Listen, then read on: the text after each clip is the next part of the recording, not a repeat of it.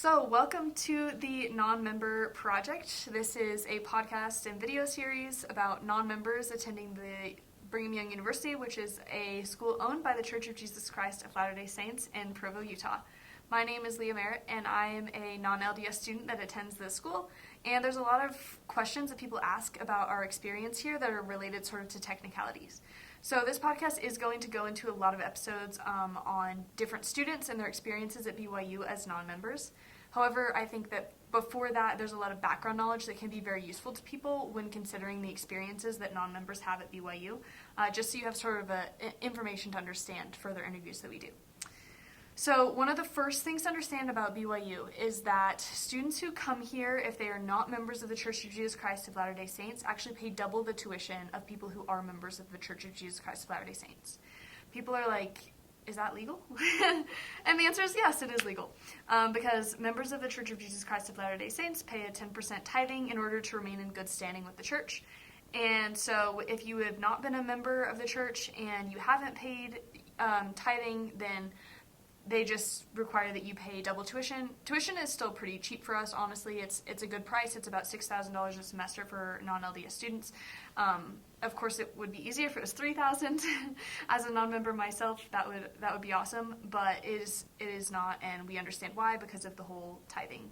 So non-members that go to BYU, we do have to get something called an ecclesiastical endorsement. Every student that goes to BYU has to get an ecclesiastical endorsement. So for members of the Church of Jesus Christ of Latter-day Saints, you go into your bishop, who's like your local ecclesiastical leader. They ask you some questions related to the BYU Honor Code, which is the code you're required to follow if you come to BYU. And if you say that you're going to do those things and you're in good standing with the church, then they will send you on to a higher level of leadership called a stake president. And the stake president will give you your second ecclesiastical endorsement, and that will allow you to get admitted into the school, assuming that you get admitted academically as well. Now, if you're a non-member student at BYU, which is what we call ourselves, and what a lot of people on campus call us, just because the reality is we are not members of the Church of Jesus Christ of Latter-day Saints, and we would prefer not to go around campus calling ourselves people that are not members of the Church of Jesus Christ of Latter-day Saints every time we try to explain our situation, so non-member is kind of the word that we use here.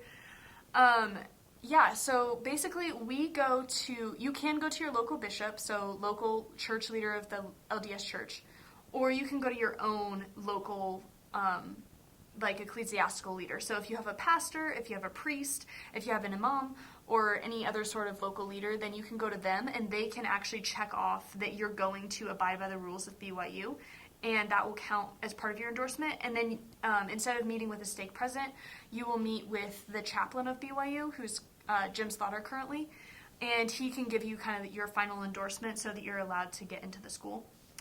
Now, I did mention the honor code as part of the endorsement process. So the honor code is one of the things people complain about a lot when they talk about BYU. Non-members know that we're signing up for this, and we sign up for the same amount of rules as Latter-day Saints do, except in the religion part, we don't have to go to church. So our church attendance is not technically mandatory. I've heard that was the case in the past. It's no longer the case. So the honor code includes not drinking alcohol, not drinking tea, not drinking coffee, not having sex before marriage, abiding by a dress code. So essentially you should have modest clothing, so anything you wear should go to your knees or past your knees, and you should also be covering your shoulders. So no tank tops, no low necklines, no smoking, no drugs, and also if you're a man, then you have to be clean shaven all the time, unless you have some sort of medical reason why that's unhealthy for you and your skin. And in that case, you can get this thing called a beard card, which means that you're allowed to have a beard on campus. And it's part of your ID card. It has like an exception for you that you're allowed to have a beard on campus, but the rest of the men here cannot. You're supposed to only have one piercing in your ears, and that's no tattoos. Those are kind of the big things that we talk about here. Obviously, the honor code also includes honor and integrity, but most universities do include that in some sort of written statement. So BYU's uniqueness does come a lot from the dress, grooming, and food and drink standards that we have here. Obviously, it's not a typical university campus if you can't drink. And it is important to note that these things apply off of campus as well. So you should not be caught off of campus with any of the unallowed substances or wearing things that are not LDS appropriate. And we do have to technically abide by all of those same standards. Obviously, there are people off campus that don't always follow all of the rules, whether they're LDS or not. It happens with our LDS students as well as our non-LDS students, but that is the standards that we are supposed to abide by when we go to the school and sign an honor code. So people also ask us about religion credits. If you are a BYU student, you're required to take 12 to 14 credits of religion during your time at BYU in order to graduate. You do not get a minor for that. There are required classes, and then there are elective classes. The goal is for us to have about one class of religion per semester. So you have to take Foundations of the Restoration, which is an LDS-centric class, Book of Mormon, which is an LDS-centric class, Ancient Scripture, which is can be an LDS-centric class. It depends on which one you decide to take. Eternal Families, which obviously is LDS-centric as well. And then Teachings of the Prophets. And then you can take a couple of electives. So World Religions is one of the electives you can take that's not LDS specific. But for the most part, our classes here are LDS specific because this is an LDS school. You do not get an exception for that for being not LDS. So our classes are virtually the same. We do have the same requirements. However, there are 3 classes that you can take as a non-LDS section. So you can look through the religion classes, and there will be one section of these 3 classes that is for non-members only.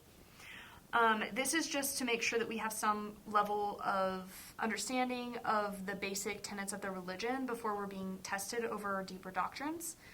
I personally have taken mostly LDS classes, not non-LDS classes, but I have taken Intro to the Church, which is a non-LDS specific class.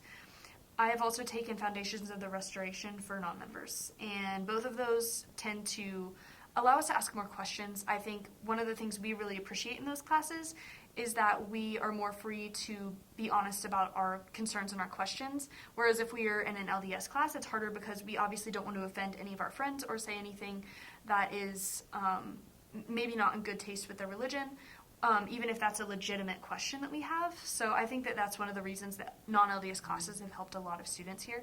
But of course, there's also the element of understanding the more basic parts of the religion before you dive into a harder class. Yeah, so the other part of the LDS and non-LDS experience at BYU is missionaries and missions. And just living in a different culture than you're used to. So we have a lot of LDS students here that are not used to the Utah culture and are actually pretty culture shocked when they come to BYU. It is in no way specific only to non-members that there are culture shocks that happen when you come to BYU. However, our culture shocks definitely take on sort of a different, deeper level because this is not our religion. So a lot of the activities that happen here are not things we grew up with, and they're not things that are part of our doctrinal beliefs about or faiths or whether or not we have a doctrine ourselves. It's just not part of that, and so it is a little bit more difficult sometimes to adjust to those things. One of those things is the missionaries. So the Church of Jesus Christ of Latter-day Saints sends out thousands of missionaries every year that are typically 18 to 21-year-old young men and women that are non-married. And they will go out and serve 2 years as males or 18 months as females, assuming that you serve a full-term mission. And basically most of it is proselyting. And so we do have missionaries on campus for BYU.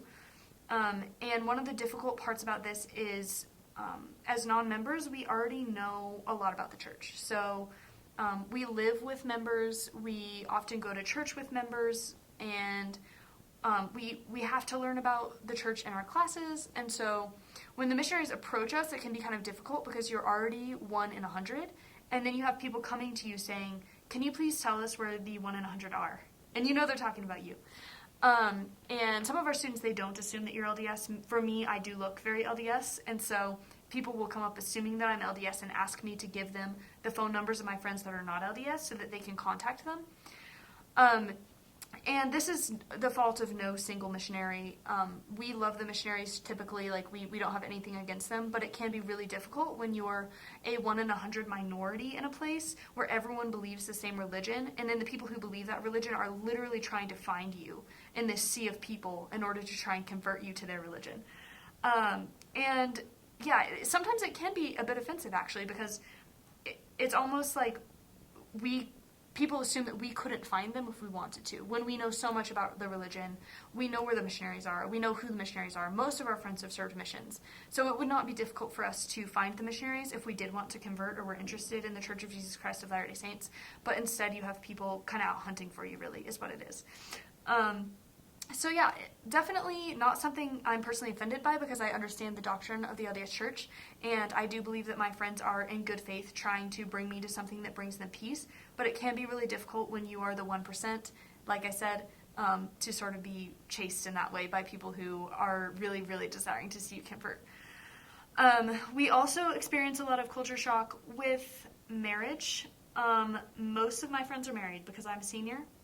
And a lot of people get married really fast here. I think that's another thing that can be a culture shock to people who did not grow up in Utah as well.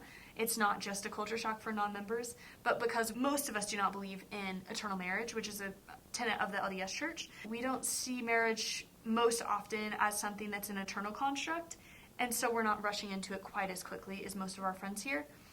I think most of us probably do see value in marriage, obviously. Most people that come to BYU's non-members, we're not like anti-marriage, but it is definitely a different idea when you're seeing all of your friends believing that they're going to be married for eternity. They need to get married fast in order to be able to sort of attain their celestial kingdom, and which is the highest level of heaven in the LDS Church. So yeah, it's really fun. Honestly, most of us really enjoy it here. There's definitely difficulty in finding a sense of belonging because people are so different from us here. But I do think overwhelmingly for most people it is a positive experience, just with a lot of bumps along the way. There's a question a lot of people have asked me, and I think other people of faith that come to BYU that are not from the Church of Jesus Christ of Latter-day Saints, and they'll ask, did you come to BYU because you wanted to convert people?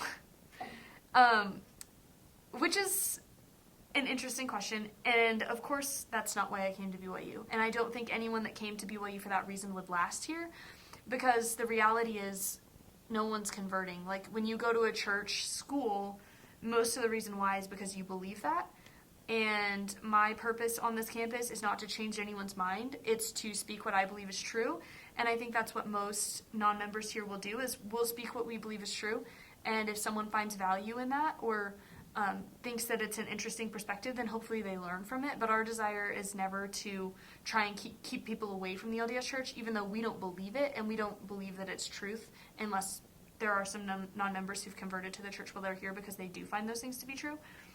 But for the most part, we're not here to change anyone's mind. Even if we disagree with the LDS Church, we have utmost respect for the people who are members of the LDS Church, and we just want everyone to have a better experience at BYU, whether you're LDS or not. So let us know if you have any more questions, and we'll try and answer them. But for now, that's kind of all the stuff that I think is really good to know about the non-member experience at BYU.